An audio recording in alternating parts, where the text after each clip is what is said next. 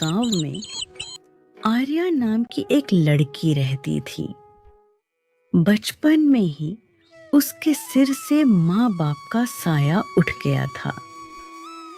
अब वह अपने चाचा चाची के घर रहती थी। उसके चाचा उसे अपनी बेटी मानते थे, लेकिन चाची के दिल में उसके लिए जरा भी प्यार नहीं था। आर्या, काम खत्म हुआ या नहीं? जी चाची, बस अभी कर रही हूँ।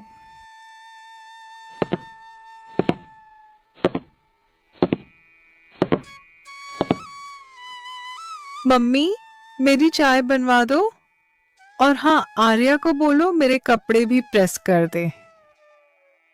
अरे मेरी राजकुमारी, तू क्यों चिंता करती है? आर्या सब कर देगी। सुना तूने? पहले निशा की चाय बना, फिर उसके कपड़े प्रेस करना। जी चाची।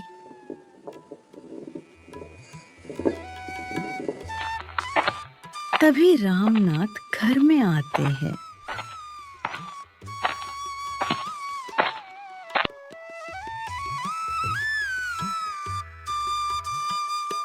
और आर्या को इतना काम करते देख रुक जाते हैं। कमला, एक ही बच्ची से इतना काम क्यों करवाती हो? आखिर वो भी हमारी बेटी है। बेटी?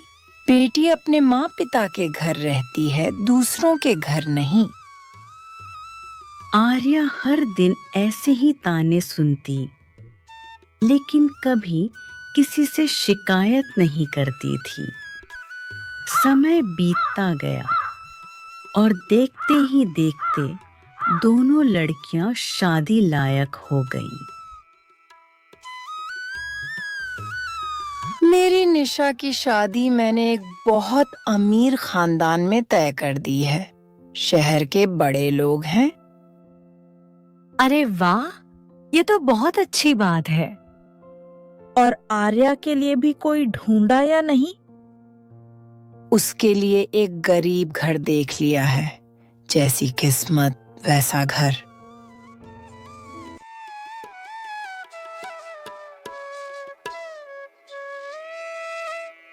शादी के बाद निशा की जिंदगी बिल्कुल बदल गई। जिस अमीर घर का सपना उसकी माँ ने देखा था, वही सपना अब सच बन चुका था। बड़ा बंगला, नौकर चाकर,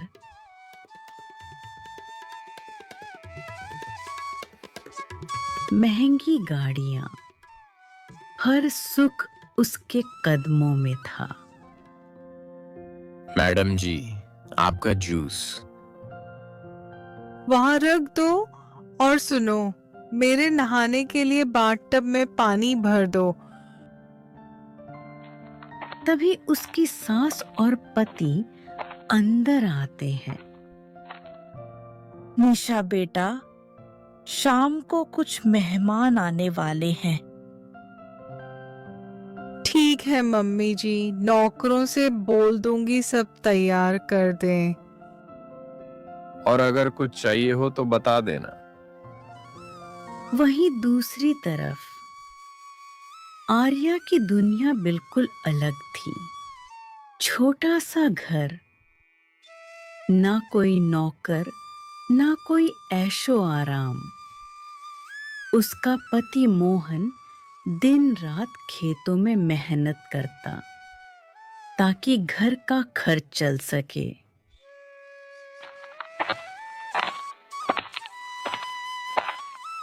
मोहन घर आता है। आर्या तुरंत पानी लाकर देती है।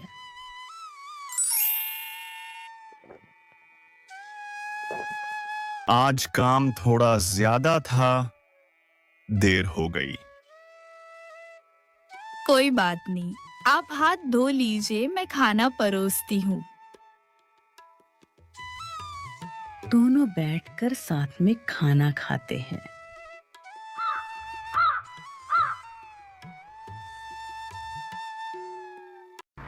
एक दिन किस्मत से दोनों बहनें एक साथ अपने मायके पहुंची। एक तरफ अमीरी के ठाठ में डूबी निशा थी और दूसरी तरफ साधारण जिंदगी जी रही आर्या। अरे मेरी राजकुमारी आ गई, कितनी सुंदर लग रही है। अच्छा, तू भी आ गई? जी चाची। निशा बेटा, देख, तेरे लिए शहर से कितनी महंगी साड़ियां लाई हूँ। वाह मम्मी, इतनी सुंदर, ये तो बहुत महंगी लग रही हैं। मेरी बेटी किसी रानी से कम है क्या? चाची, मेरे लिए कुछ नहीं लाई? कमला और निशा एक दूसरे को देखकर हल्का हंस पड़ती है। तेरे लिए? अरे बेटी, महंगी चीजें हर किसी पर अच्छी नहीं लगती। हाँ आर्या, वैसे भी गांव के उस छोटे घर में रहकर इतनी अच्छी साड़ी पहनकर करेगी क्या? दोनों हंसने लगती हैं। आर्या की आंखें भर आती हैं, लेकिन वह चुप रहती है। वैसे जीजा जी क्या करते हैं? अभी भी खेतों में मजदूरी ही करते हैं क्या? अरे छोड़, इसकी किस्मत ही ऐसी है। तभी चाचा दूर खड़े सब सुन रहे होते हैं। उनके चेहरे पर दुख साफ दिखता है। बस करो तुम दोनों, इंसान की कीमत पैसे नहीं होती।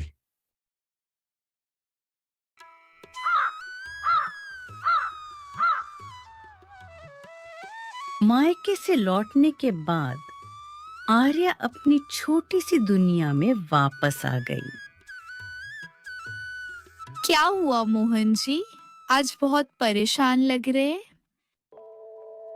इस बार बारिश नहीं हुई आर्या। खेतों में आधे से ज्यादा फसल सूख गई। क्या? तो अब? जो थोड़ा बहुत अनाज बचा है, उसे बेचकर मुश्किल से घर चल पाएगा। पता नहीं आगे क्या होगा। आप चिंता मत कीजिए, हम संभाल लेंगे। कम में भी गुजारा कर लेंगे, लेकिन हिम्मत मत हारिए। तुम हर हाल में मेरा साथ देती हो आर्या। वहीं दूसरी तरफ निशा की दुनिया में किसी चीज की कमी नहीं थी। ना पैसों की चिंता, ना कल की फिक्र। सुनो, कल मेरे लिए नई ड्रेस लेने चलना है। ये वाली पुरानी लगने लगी है। जी मैडम जी। मुश्किल वक्त जरूर था, लेकिन मोहन कभी आर्या के चेहरे की मुस्कान गायब नहीं होने देता था। पैसों की कमी के बावजूद वो हमेशा उसके लिए छोटे छोटे सरप्राइज लेकर आता। आर्या, आंखें बंद करो। अब क्या लाए हैं आप? अरे बंद तो करो। आर्या मुस्कुराते हुए आंखें बंद करती है। मोहन उसके हाथ में छोटा सा डिब्बा रख देता है।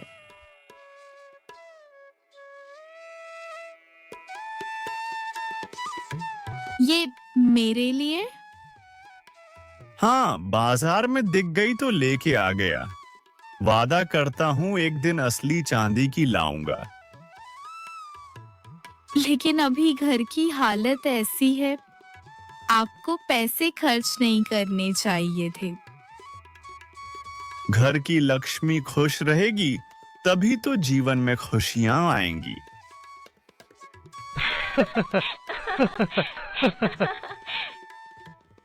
विक्रम, आप घर कब आओगे?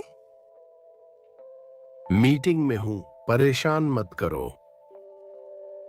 फोन कट जाता है। निशा उदास हो जाती है।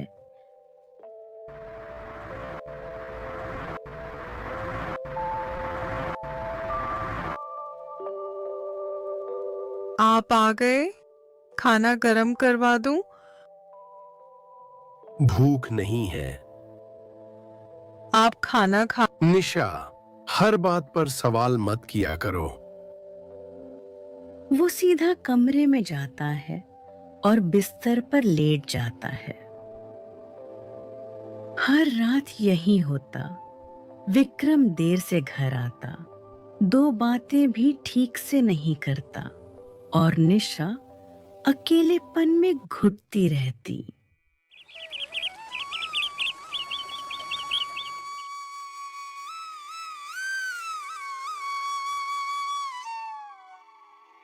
मोहन जी, एक बात कहूं?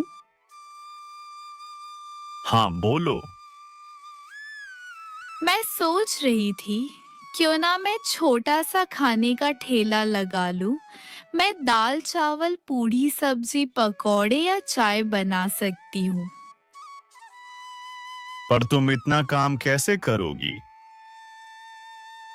कोशिश तो कर सकती हूँ, शायद घर की मदद हो जाए। अगर तुम्हें खुद पर भरोसा है तो मुझे भी है। मैं तुम्हारे साथ हूं। आर्या ने फैसला कर लिया था। अब वो सिर्फ किस्मत के भरोसे नहीं बैठने वाली थी।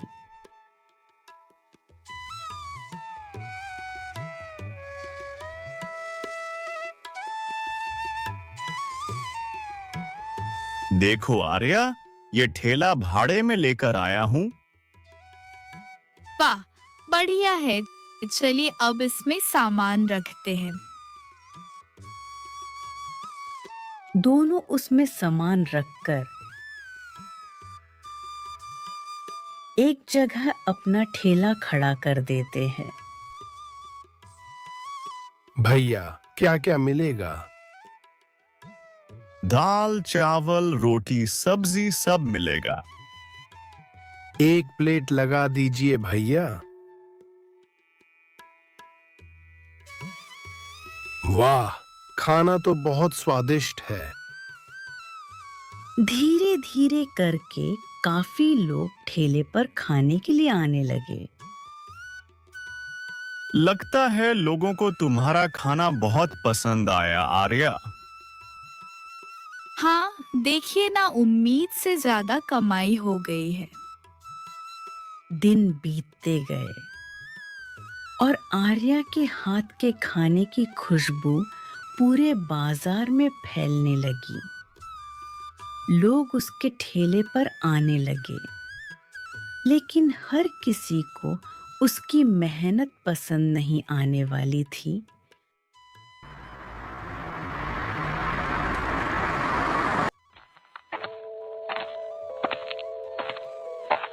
वाह आर्या, तो अब सड़क किनारे खाना बेचने लगी।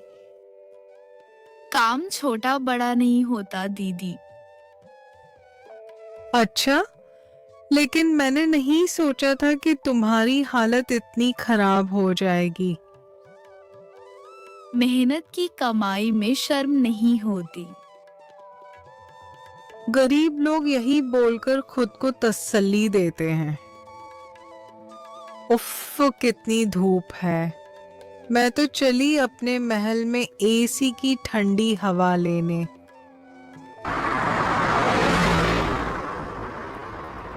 उनकी बातों का बुरा मत मानो। तुम्हारी मेहनत एक दिन जरूर रंग लाएगी। एक दिन अचानक सब बदल गया। जिस बिजनेस पर विक्रम को घमंड था, वो भारी नुकसान में चला गया। कर्ज बढ़ता गया और देखते ही देखते अमीरी की चमक फीकी पड़ने लगी।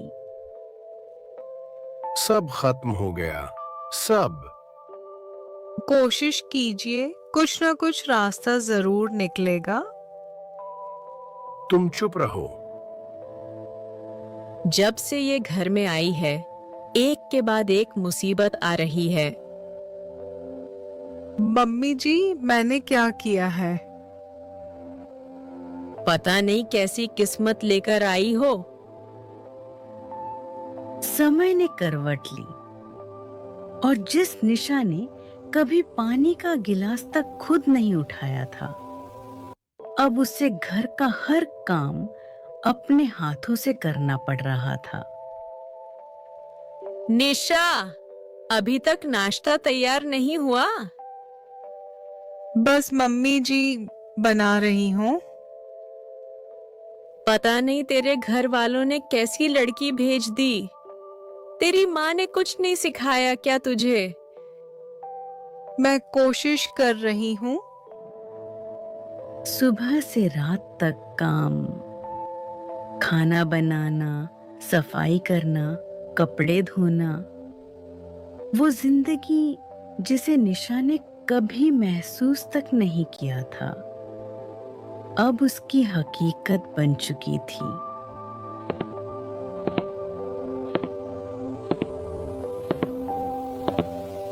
खाना लगा दूं? ये जली हुई रोटियां खिलाओगी क्या?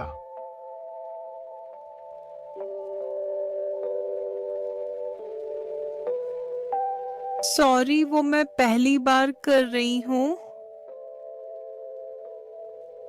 आज पहली बार निशा को आर्या की मेहनत याद आई। विक्रम, मैं बस आपकी मदद करना चाहती हूँ। मदद?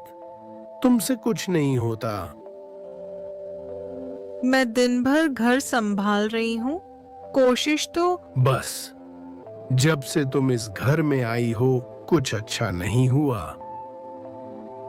आप भी मुझे मनहूस मानते हैं? अभी के अभी निकल जाओ मेरे घर से। निशा की आंखों से आंसू बहने लगते हैं।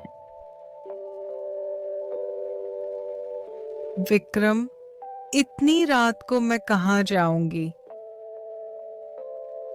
मुझे नहीं पता, जाओ यहाँ से। निशा रोते हुए काले अंधेरे में घर से निकल जाती है।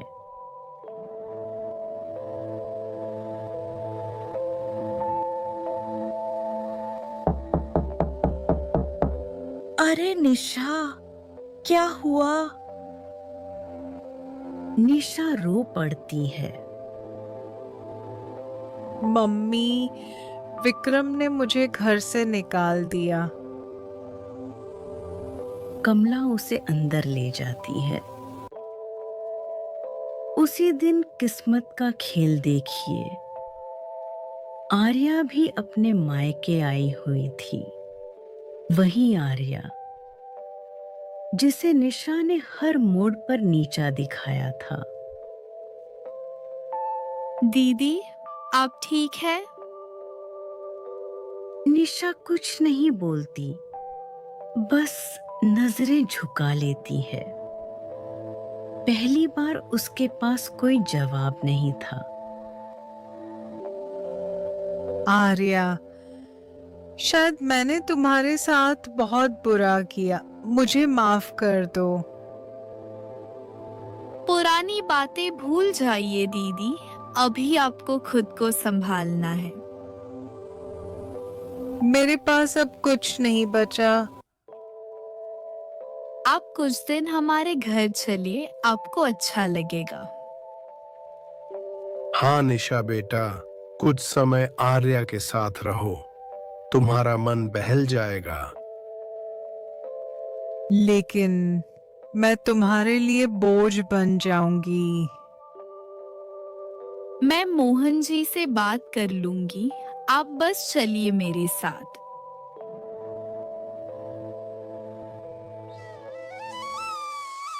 आर्या निशा को अपने साथ ससुराल ले आई। घर छोटा था, लेकिन दिल बहुत बड़े थे। नमस्ते जीजा जी। क्या निशा दीदी कुछ समय हमारे साथ रह सकती है? क्यों नहीं आर्या? यह कोई पूछने की बात है क्या? आप इसे अपना ही घर समझिए। धन्यवाद मुझे अपनाने के लिए।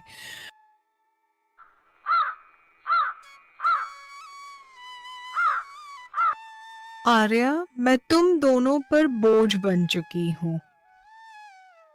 नहीं दीदी, आप ऐसा मत बोलिए। क्या तुम मुझे सब्जी बनाना सिखाओगी? क्यों नहीं दीदी। चलिए, पहले प्याज डाल दीजिए, अब उसमें टमाटर डालिए, ऊपर से मसाले और नमक डाल दीजिए। अब सब्जी डाल के सब मिला लीजिए। बस थोड़ी देर पकने देंगे और फिर सब्जी तैयार। अरे वाह, ये तो बहुत ही आसान है। आप भी हमारे साथ ठेले पर चलिए, आपको अच्छा लगेगा। ठीक है।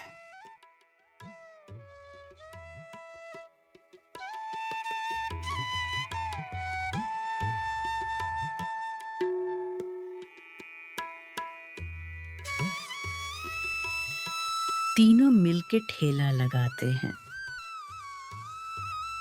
निशा पहली बार अपने हाथ से खाना परोस कर देती है। अरे वाह बहन जी, सब्जी तो बहुत टेस्टी हो रही है। दोनों निशा को देखकर मुस्कुरा पड़ते हैं। दिन भर मेहनत करने के बाद रात में तीनों साथ बैठकर खाना खाते। दिन बीतते गए और छोटे ठेले से अब मेहनत ढाबे तक पहुंच चुकी थी।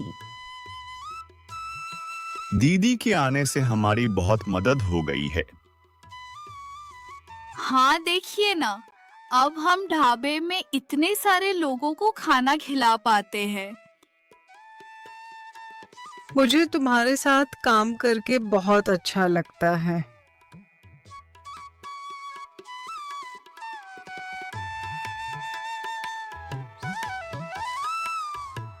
एक दिन मोहन का चचेरा भाई अर्जुन उनके घर आता है।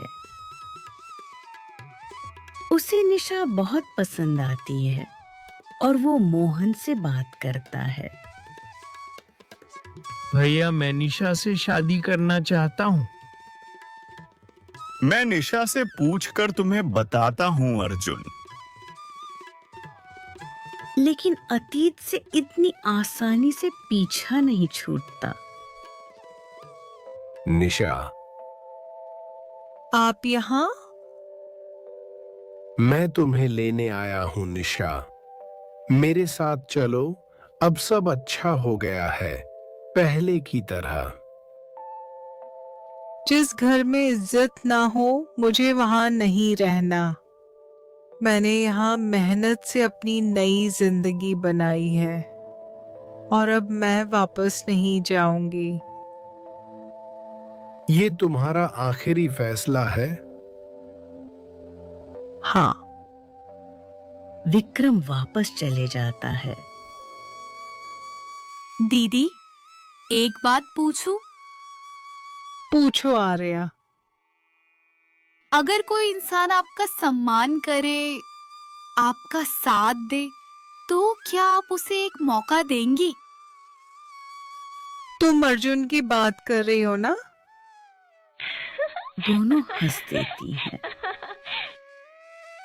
कुछ दिनों बाद निशा और अर्जुन की शादी हो गई। शादी भले ही सादगी से हुई, लेकिन रिश्ते में सच्चाई